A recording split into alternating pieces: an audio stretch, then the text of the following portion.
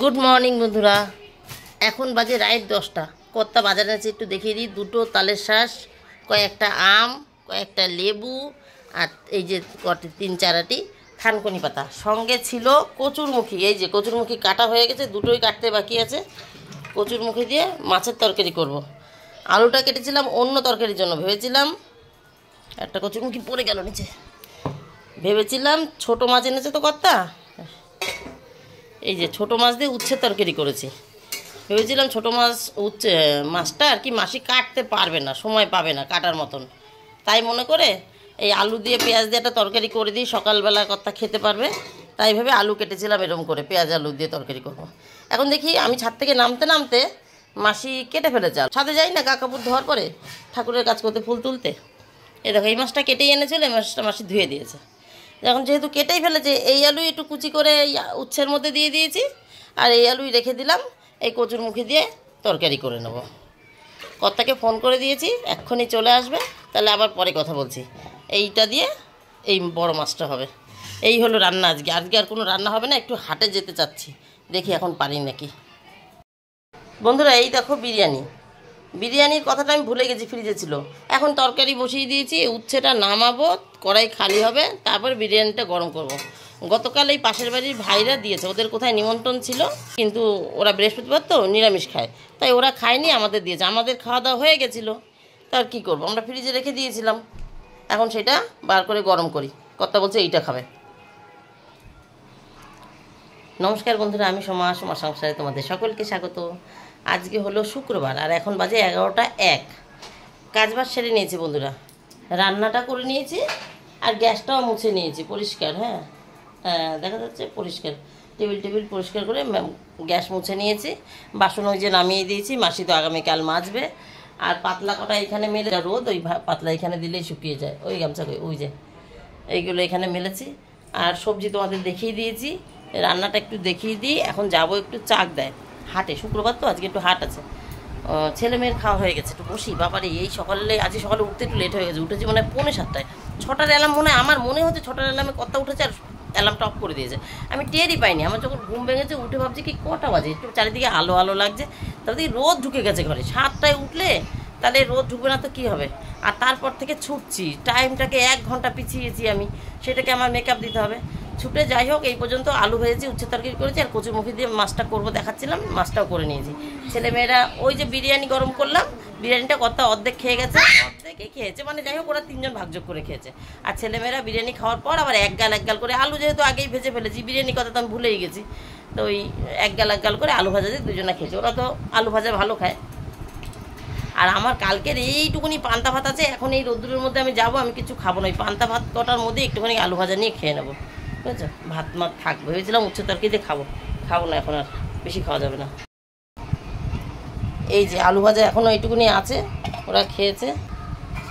এই হলো মাছের তরকারি, কচুরমুখী দিয়ে মাছ, আর এই হলো উচ্ছের তরকারি, ছোটো মাছ দিয়ে উচ্ছে দিয়ে করেছি। আর এই যে পান্তা ভাত, এটা এখন আমি খাবো।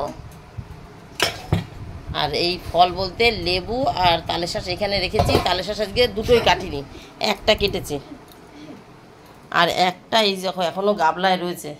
এই যে আম রয়েছে দেখো এখনও কটা রয়েছে, 1 2 3 4টে রয়েছে। এগুলো তো লেবু সাইড করে দিই।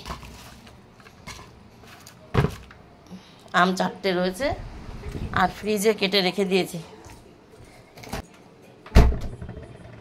এই যে 4টে এখানে কেটে রেখে দিয়েছি, একটু নরম দেখে, মানে সাইডগুলো কাটতে পারিনি, বলতেই পারছি না, পিস করতে পারিনি, বুঝেছো।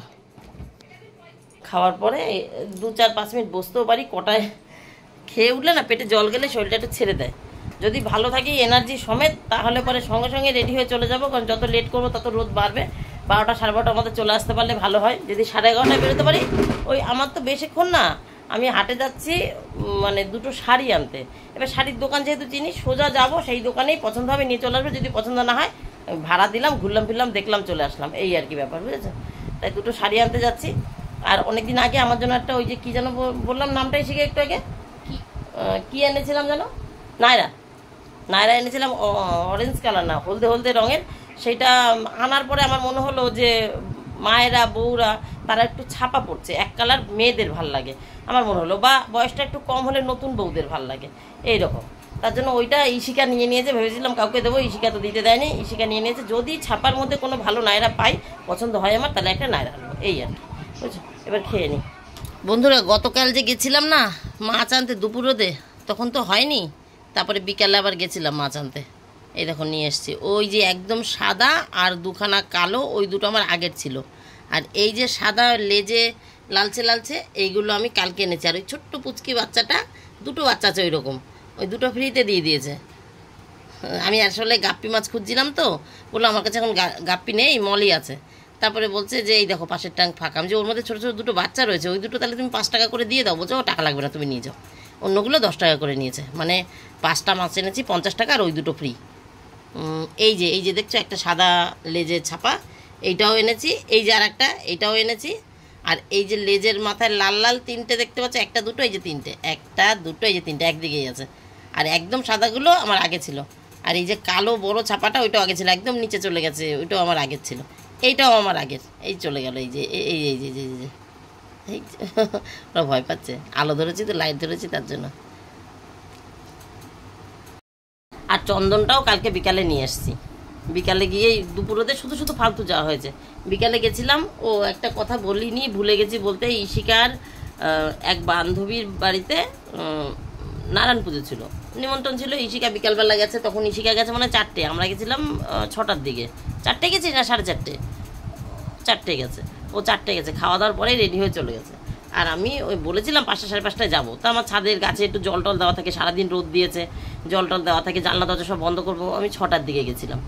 তা যখন গেছিলাম তখন ফেরার পথে এই মাছ আর চন্দন কাঠ নিয়ে এসেছি। চন্দন কাঠটা এখন আর দেখাতে পারছি না, যখন পুজো দিতে যাবো তখন দেখাবো। এবার রেডি হই, খাওয়া দাওয়া হয়ে গেছে, টেবিল মুছে দিয়েছি। এবার রেডি হই, যাই ওই হাটে, পেলে আনবো, না পেলে পুরো ফালতু হবে আজকেও যাওয়াটা। যা রোদ দিয়েছে যেতে ইচ্ছা করছে না, কিন্তু যেতেই হবে। গতকালও ছিল, আজকেও রোদ ছিল, কিন্তু বৃষ্টি হচ্ছে না। বিকালবেলা এমন ভাব দেখাচ্ছে, কি মেঘ করলো বিকালবেলা, ভাবলাম বৃষ্টি হবে। ও মা, একটু পরে দেখি এত বড়টা চাঁদ উঠে বসে রয়েছে। চলো যাই হাটে। 1টা 6 বন্ধুরা, বাড়ি চলে এসেছি হাটের থেকে। ওই নায়রা জামাটা আর হলো না, ওইটা আর আনতে পারলাম না। ওইখানটায় আমি 10 থেকে 15 মিনিট সময় নষ্ট করলাম, দাঁড়িয়ে উল্টে পাল্টে দেখেই গেলাম, সব এক কালারের মধ্যে আসছে। আর ছাপা যাওয়া আছে একদম লাইট কালার, মানে সেটা ছাপা না, মানে দূর থেকে তোমাকে দেখে মনে হবে একই কালার। ওই মানে প্রিন্টটা বড় না, কেমন একদম কুচি কুচি মতন মনে হচ্ছে যেন একই কালার। ওর জন্য আমার আনতে ইচ্ছা করলো না। আমি বলেছি যে আমি একটুখানি ছাপা পড়তে চাই, ঠিক আছে, ওর জন্য আনিনি। আগের দিনের এক কালার এনেছিলাম, ইশিকা নিয়ে নিয়েছে। এবার কি এনেছি দেখাই। জামা তো আর আনিনি, 4টে শাড়ি এনেছি, একটা আমার আর 3টে 3 জনকে দেওয়ার জন্য। 2টো শাড়ি তাঁতের আর 2টো শাড়ি ছাপার। হাট বাজারে গেলে টাকা একটু এক্সট্রা নিতে হয়। এটা দেখো কি কালার দেখতে পাচ্ছ তোমরা, রানী কালার, কিন্তু এটা রানী না, এটা খয়েরি কালার, রানী দেখাচ্ছে।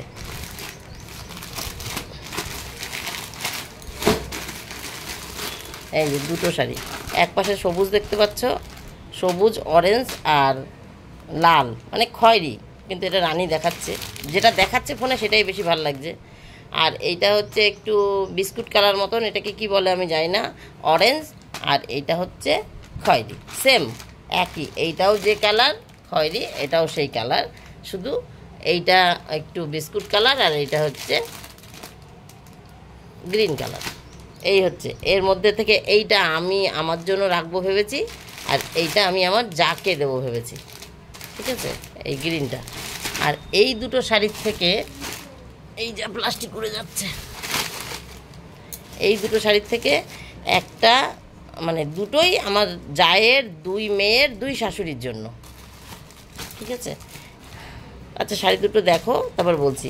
এইটা এনেছি বড় মেয়ের শাশুড়ির জন্য, মানে আমার জায়ের মেয়ের শাশুড়ি, বড় মেয়ের শাশুড়ির জন্য। আর জায়ের 2টো মেয়ে, তো বড় মেয়ে ছোটো মেয়ে, ছোটো মেয়ের শাশুড়ির জন্য। এই ভুল বললাম, না না ঠিকই বলছি, এইটা ছোটো মেয়ের শাশুড়ির জন্য এনেছি। কয়েকদিন আগে, দাঁড়া চুলগুলো চোখে পড়ছে, কয়েকদিন আগে ওই বড় মেয়ের শ্বশুরের বছরকির কাজ গেছে, আমাদের যাওয়ার কথা ছিল, আমরা যেতে পারিনি। সেদিন ওদের স্কুল ছুটি ছিল। এবার স্কুল ছুটির দিন খাতা মাতা যা জমা থাকে সেগুলো দেয়, কারণ মাসখানিকের মধ্যে আর স্কুল হবে না, যা যাবতীয় দরকার। তারপরে আবার একটা রবীন্দ্র জয়ন্তীর অনুষ্ঠানও ছিল, তা আমরা আর ওদের বছরকির কাজে যেতে পারিনি। যখন শ্রাদ্ধ অনুষ্ঠান হয়েছিল গত বছর, যখন ওর শ্বশুরমশাই মারা গেছিলেন, তখন আমরা গেছিলাম। তাই বললাম, দেখ অপো, মানে আমার ওই মেয়েকে বললাম, বড় মেয়েকে, জায়ের বড় মেয়ে, আমাদের ওই মেয়েকে বললাম, দেখ আমি যাওয়ার তো ইচ্ছা ছিল, তো জ্যাঠা বলছিল গাড়ি করে দেবে, জ্যাঠা যেতে পারবে না, জ্যাঠার আবার সেদিন শুক্রবার, সেদিন আবার বাচ্চাদের ডাক্তার আছে, যেতে পারবে না, তা আমাদেরকে যেতে বলেছে, গাড়ি করে দেবে। গত বছরও গাড়ি করে দিয়েছিল, কর্তা যায়নি। গত বছরও আমরা গেছিলাম, তার মধ্যে আমার ছোটো ভাই বউ ওর ছেলে নিয়েও গেছিলো, মানে আমরা এই কজন গেছিলাম। তো এই বছরও তাই বলেছিল। ওকে বললাম, কিন্তু এরকম স্কুলের তো লাস্ট দিন না গেলেও হয় না, ইমনের অনেক খাতা মাতা জমা আছে, আবার একটু রবীন্দ্র জয়ন্তীর প্রোগ্রামও আছে, তাহলে আর যাবো কী করে, তাহলে যেতে পারছি না, অসুবিধা হবে। তা ওরা তো আর কিছু বলেনি, ওদের আর কি অসুবিধা, না আসতে পারলে কি বলবে।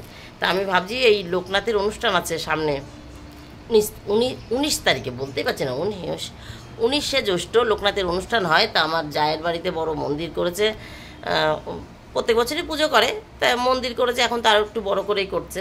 তো ওখানে তো যেতেই হবে, নিমন্ত্রণ করবেই, আর না করলেও ঠাকুরের পুজো হবেই, ছোট বড় যাই হোক যাব। লোকনাথের অনুষ্ঠানের দিন ইচ্ছা আছে। তা ওখানে 2 মেয়ে তো আসবে, তাদের শাশুড়িরা যদি নাও আসতে পারে, তা দুই মেয়ের হাতে 2টো শাড়ি পৌঁছে দেবো, তারা তাদের শাশুড়ির হাতে পৌঁছে দেবো। ওই অনুষ্ঠানে তো যেতে পারিনি আমরা, তাই। আর এই শাড়িটা, এটা হচ্ছে ছোটো মেয়ের শাশুড়ির, এইটা একটু দেওয়ারই দরকার, কারণ উনি আমাকে, আমার এক জ্যাঠা শ্বশুর মারা গেছে, সেই আমার ছোটো মেয়ের বাড়ির পাশে, তা জ্যাঠা শ্বশুরের বাড়ি, তা ওইখানে গেছিলাম জ্যাঠা শ্বশুরের বাড়িতে, সেখান থেকে মেয়ের বাড়িতেও গেছিলাম, ছোটো মেয়ের বাড়িতে।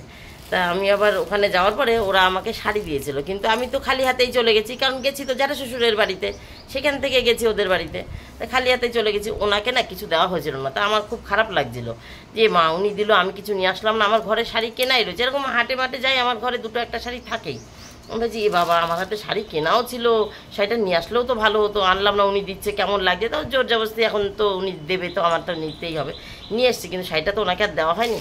তা এখন যখন গেলামই, আর লোকনাথের অনুষ্ঠানে, মানে আমার জায়ের বাড়ি যখন যাবো, ওখানেই তো দুই বেআইন তো আসবেই, তা ওনাদের হাতে যদি নাও আসে, 2 মেয়েরা আসবে, 2 মেয়ের হাতে 2 জনের শাশুড়ি শাড়ি দিয়ে দেবো।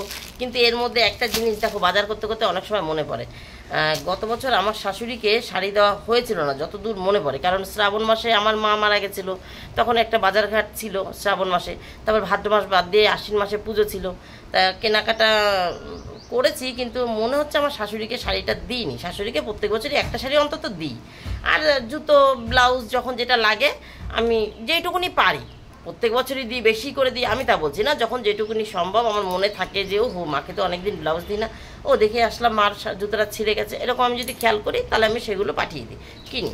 যাই হোক, তা আমার শাশুড়ির শাড়িটা কেনা হয়নি। এই কেনার পরে এবার হাটে গেছিলাম, তো টাকা কম ছিল, টাকা হাট বাজারে গেলে একটু টাকা বেশি নিয়ে যেতে হয়, একটু কম ছিল, শাশুড়ির শাড়িটা আনতেও পারিনি।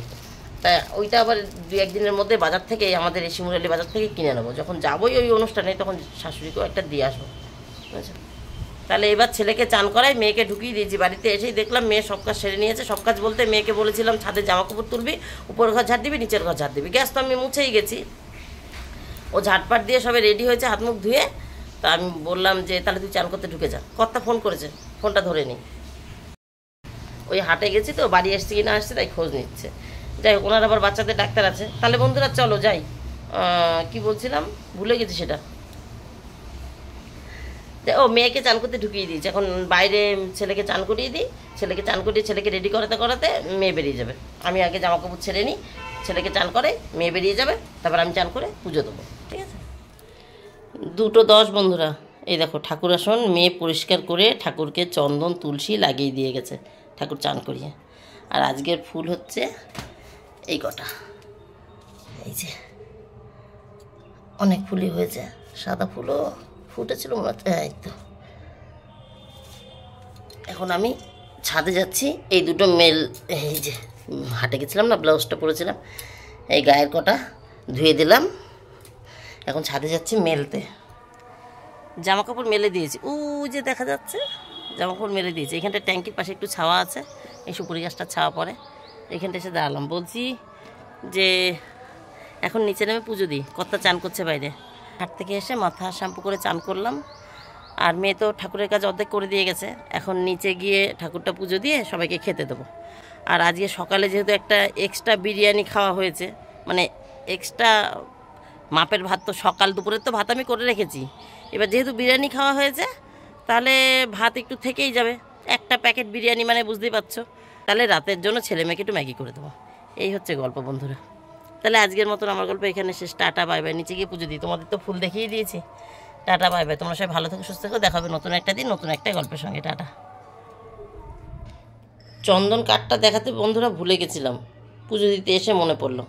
এই দেখো আমার হাতের মধ্যে দেখতেই পাচ্ছ কটটুকুনি 150 টাকা নিয়েছে, গতকাল সন্ধ্যার সময় নিয়ে এসেছি, এটার কথা বলতে ভুলে গেছি।